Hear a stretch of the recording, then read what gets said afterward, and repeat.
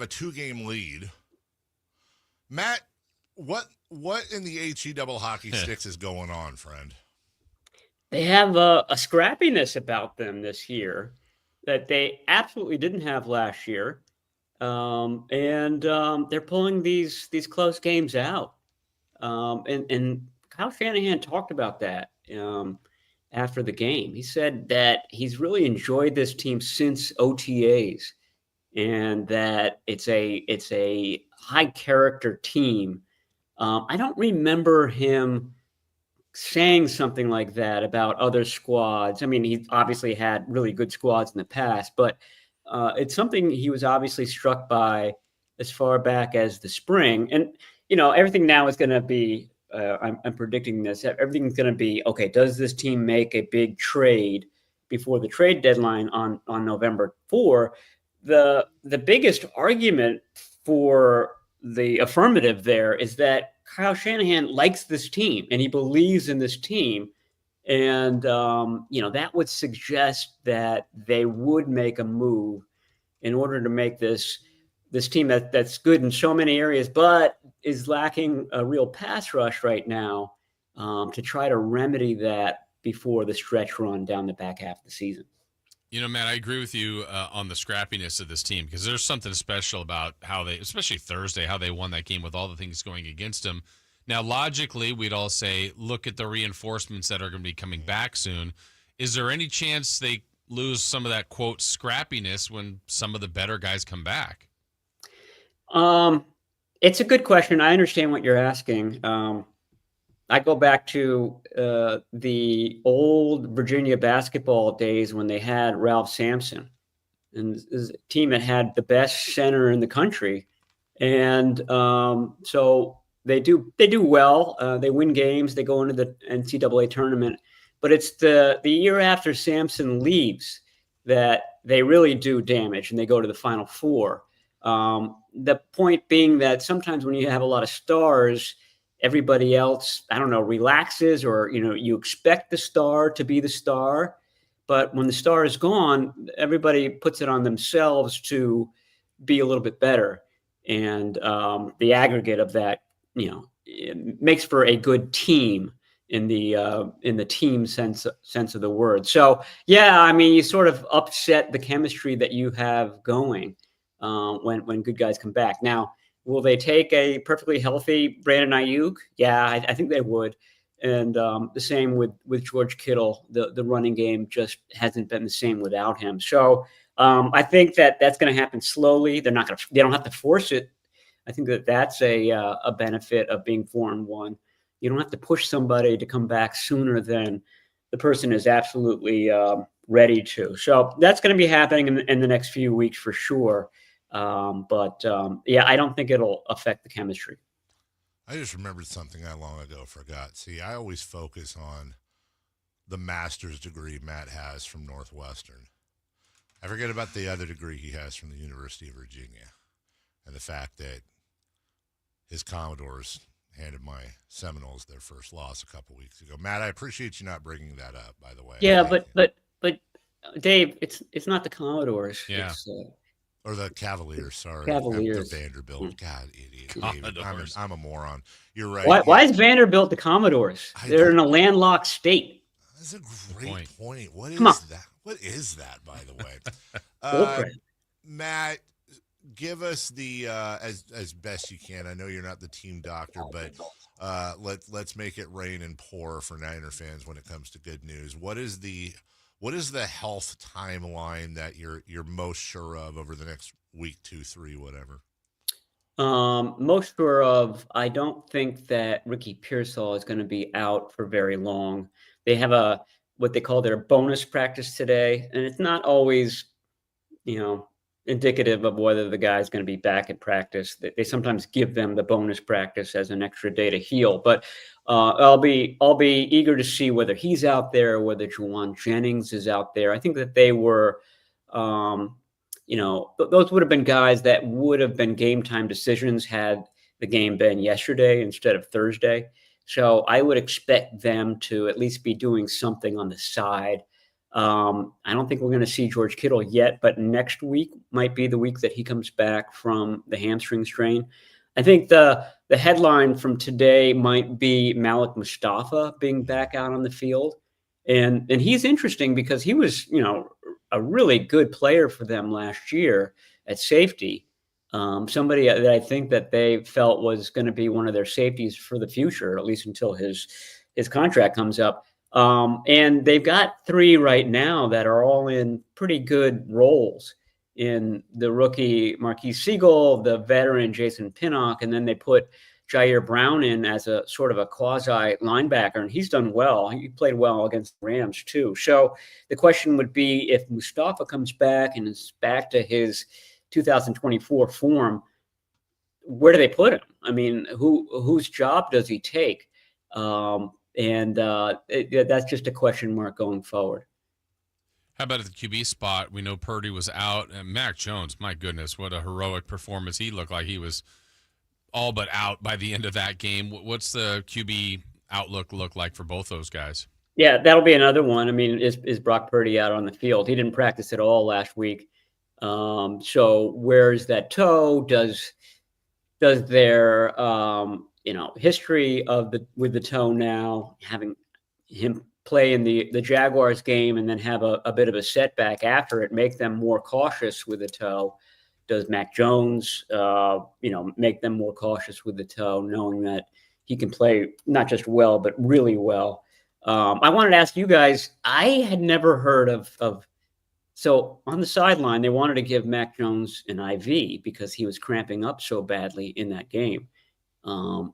Even his arm was cramping up, and they wanted to take him in for an IV to relieve that, but there was not enough time left in the game for that. So he ate bananas, which I understand, but he also drank pickle juice. I'd never heard of pickle juice. Is that something that you guys are familiar with? Yeah, no, I've never. The only time I've ever drank pickle juice was some guy at a restaurant once was serving us some sort of whiskey, and you were supposed to drink. It was like Redbreast or some Irish whiskey. Pickleback. Yeah, and they call it a pickleback, where you like a chaser. It's a chaser. And to be fair, I don't like the taste of alcohol, so it worked. Like, it wipes out the alcohol and you taste pickle. But you weren't playing the football game. I was not right. Now, pickle juice, from what I understand, it's the sodium and I have, but that's you think, Matt, and I'm with you on this, with all the billions of dollars that go into the NFL and all the things they have, pounding a shot of Clausen or Vlasic, something would work a little better than that. Yeah, I heard Upton Stout is going to be the new pickleback on the. In the Well done. Well done. That's that Masters from Northwestern. See? You see? Yeah, there you go. I'm putting it to use. So it's a good problem to have when you're wondering, well, who's going to take whose job, and we got too much here, too much there, but they just seem to be getting through these games, and they even look. They also could have lost a couple of these as well. I don't like saying should have, because, again, as I said to one of our chatters, you make your own luck. But that Rams game, you needed a lot of things to go your way. One of them that I often enjoy is the Shanahan-McVay competition. These guys know each other so well, go back so long. They're two of the best, still young coaches in the NFL, but dang, Matt, not all the time, but a lot of the time, it really seems like Sean McVay lets Kyle Shanahan get in his head a little bit, I think. Well, Shanahan definitely loves to win against Sean McVay and the Rams. And I wonder, that opening drive was just brilliant. I mean, they overcame 2 penalties. Yeah. They just marched right down the field. And I wonder whether Shanahan goes into the season with a dozen of his favorite calls, and he's got to sort of apportion them out evenly throughout the year. And then the first Rams game comes around, and he's like, yeah, let's use this one, this one, this one, and this one, all on the first drive. To make a point, to make a statement. I can guarantee you that there was a very, very, very good feeling in that locker room and on the flight back after that one. But I agree with you. They sort of stole away with that one. I'm as a writer who's writing on deadline, you craft your story in your head, basically beginning at halftime. And I'm thinking, there's no way that these guys are going to win this game. The Rams are coming on too strong. They're not getting a pass rush. The Rams have really good receivers. By the end of the game, they're just going to be kind of picking the 49ers apart. And that may have happened had, Alfred Collins not come in and just like a demon. He was like a terrier on that football. He was just going after it so hard. He fought through a double team, which I think is probably the most significant kind of feature of that play. Tall rookie at the goal line, 2 guys on him. He just fought right through that and then lunged for the ball and then got his face mask too. But it was, it's the play of the season in my mind so far.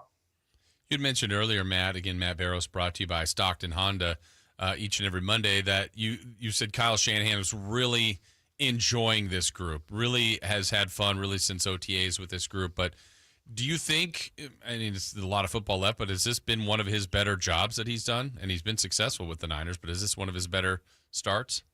Yeah, I thought that Thursday's game was, as far as play calling was concerned, you're down so many receivers, and yet they, like I said, they marched right down the field on that opening drive. That sort of dictated the pace of the game from that point forward.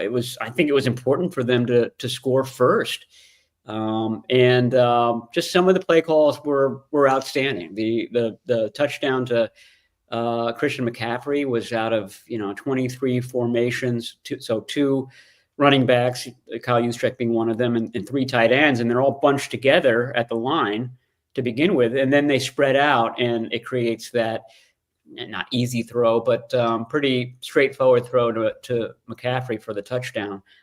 Just good play calling all around, and some fantastic defensive stands. There was the fumble recovery, and that was more the Rams. Anything else early in the game, the second fumble, and then the 4th down stand. Of course, you don't win the game without those 3 things happening.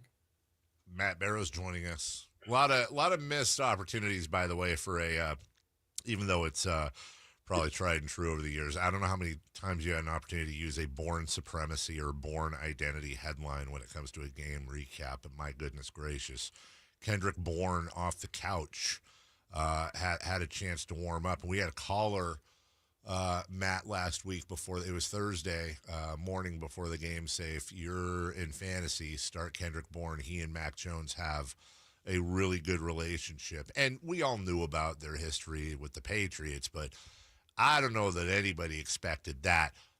My question is that something that you could see continuing? In other words, when Brock Purdy's back, when Brandon Ayuk's back, Kittle's back, Juwan's back, knock on wood, all of them. Can Kendrick Bourne be a legit number 2, number 3 threat for this team? Yeah, it's interesting because I just noted, he's got a great rapport with Mac Jones. He didn't have a great rapport with Brock Purdy, and Bourne spoke about that after the Jaguars. He had 3 drops in that game, and he kept saying that he kind of felt out of place, like it just wasn't natural for him. And it was hard to tell whether he was talking about working with Purdy or working in the offense, but he certainly didn't seem out of place 4 days later. It'll be interesting. I think for Bourne, the question is next year, because I don't think that the 49ers are going to be able to hold on to Juwan Jennings. That's not in concrete, but he is a free agent in March.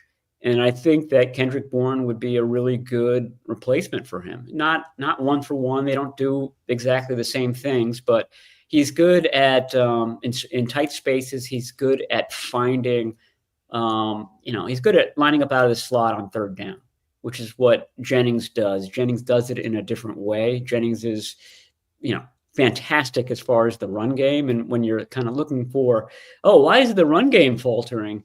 Not having Kittle and Jennings out there is a big deal. I'm not sure that Bourne and MVS and some of these other guys are blocking quite the way that Ayuk and Jennings do. I feel like the long-term outlook might be better than the short-term outlook, if that makes sense for Kendrick Bourne. Can I add a stat here, Jason? Yeah. I saw the stat from last week. Quarterbacks with 3 wins or more and 0 losses this season. Josh Allen, Jalen Hurts, and Mac Jones. Well, that's changed. Yeah. Mac Jones is the only quarterback in the league with 3 wins and 0 losses. That's impressive. That's insane. Back to you. A few weeks ago, Matt, when we had you on, it was after a rough week for Jake Moody, and I think after we talked to you that day, they ended up cutting him and letting him loose. So the next kind of mystery was, how would Pinheiro do? Well, now it doesn't even seem like that's a concern because of his consistency. He made the game winner against. Oh, am I doing the thing? Am I doing the jinx? Well, it hits the game winner against Arizona. Hits the one. It did graze the upright, but still went in the other day. Is that even a talking point for the Niners now? They just got comfortable, at least with his performance? I mean, the Jake Moody seems like it happened 8 years ago. It does. Jake Moody, right? The kicker that they drafted out of Michigan back in the day. Yeah, I remember him.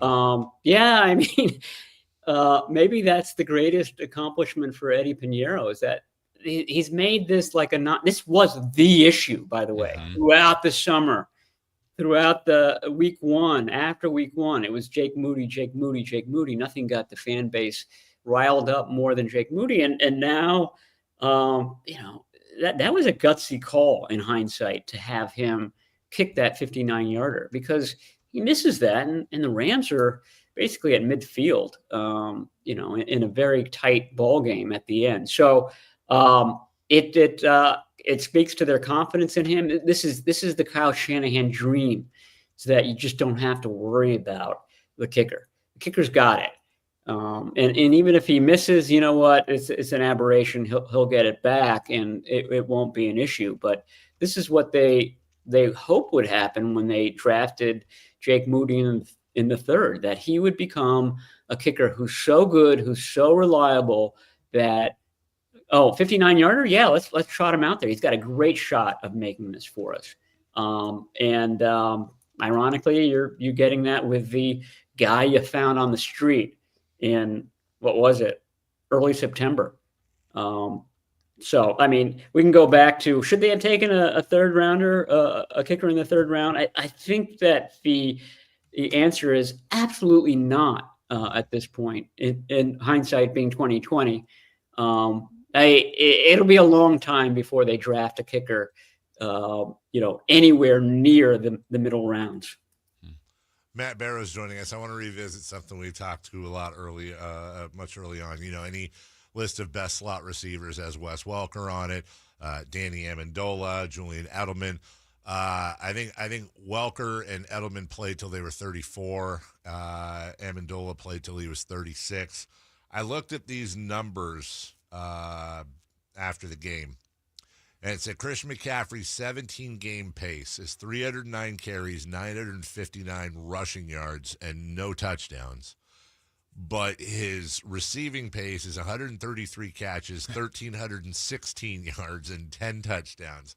We talked before about utilizing CMC much more in the slot, but is there a world, do you think, much like when catchers move to first base later in their careers, where they go, all right, he's going to take less of a beating in the slot, and maybe I'm being a Niner homer here, but I think he could be the best slot receiver in the game right now, and maybe they start lining up RB1, not CMC, behind the quarterback, and just moving him not full-time to slot, Matt, but where he's more of a slot than a running back. Do you think that could ever be in the cards for Shanahan and Lynch? I think Julian Edelman would take exception to your slot receivers don't take beatings comment. I remember him just taking one wallop after another. Yeah. You're absolutely right. I mean, Kyle Shanahan was asked the other day, where does Christian McCaffrey line up as far as, receiving running backs? And Shanahan was almost dumbfounded by the question. He's like, the top, he's the best I've ever seen at it. And you don't call that play that we just described, the one where he kind of flattens out his route and offers up a nice target for Mac Jones for the touchdown, unless you really believe in him as a running back. If it stayed like this, his receiving yards would be just ridiculous at the end of the season. Almost more than 400 more than he ever has gotten in the past. And he would be a real candidate. He has to be healthy for at least 16 games, but a real candidate for another 1,000 season. And I think if you get 1,000 seasons and you do it with two different teams, I think that's an automatic pass into the Pro Football Hall of Fame. Agreed. I mean, that's just so uncommon. But to answer your point, I do think that this running game is going to look more like its previous self at some point this season. I don't think that it has anything to do with McCaffrey not being effective as a running back. I just can't balance in my mind a guy who's going to have career yards as a receiver all of a sudden having lost it as a running back. That doesn't make sense to me. And I see that. I mean, he's not having a lot of room to run. They cannot run that outside zone this year. And people were screaming at Kyle Shanahan, "Why are you running the ball up the middle 3 times at the goal line?" Well, because when they've been running that outside zone, they've been losing 2 or 3 yards. You lose 2 or 3 yards on the one, and you give the other team 2 points in the ball. So that's been a bread and butter run for them. They cannot get any yards on it now. So they have to figure that out. But it's not as if Brian Robinson is getting a ton of yards. He averaged less per carry than McCaffrey did on Thursday. So there's something wrong with the running game, but I don't think the thing that's wrong with the running game is Christian McCaffrey. Matt, my last one for you is what a game coming up now all of a sudden. The 4-1 Niners, 4-1 Buccaneers, a little extra time to get ready for that since playing Thursday. Long flight and all that, but what are your thoughts, early thoughts on this matchup on Sunday? Yeah, I'm sure the 49ers would have loved to have watched that game go into overtime with a Bucs win. They got the next best thing. It was a sort of grueling game. The Bucs win, emotional win, long flight back to Tampa. That's usually the scenario that you want if you're the next team that's playing them. But I'll tell you, Baker Mayfield looked really good, really comfortable. Their rookie receiver looks really strong. I think that they're going to be playing this one without Evans and maybe without their running back as well. So the 49ers catch a break there. But the fact that the 49ers are having trouble getting to the quarterback with 4 rushers is problematic. And it's going to be problematic week in and week out. But, more so when you're playing the Matt Staffords and the Baker Mayfields of the league. And I think that the 49ers have a lot of respect for Baker Mayfield. He was really tough last year. I think it was another game that they played without Mike Evans, without their 2 top receivers, if my memory is right. No Chris Godwin in that game either. And yet the 49ers, that was a Jake Moody game. That was the sideline game with Deebo Samuel. But the Buccaneers gave them everything that they could handle in that one. Matt Barrows, graduate, University of Virginia, Northwestern University. Those are pretty good. Joins us each and every week, brought to you by Stockton Honda. He covers the 49ers for The Athletic. Matt, we always appreciate your time, and we will talk to you in exactly 1 week.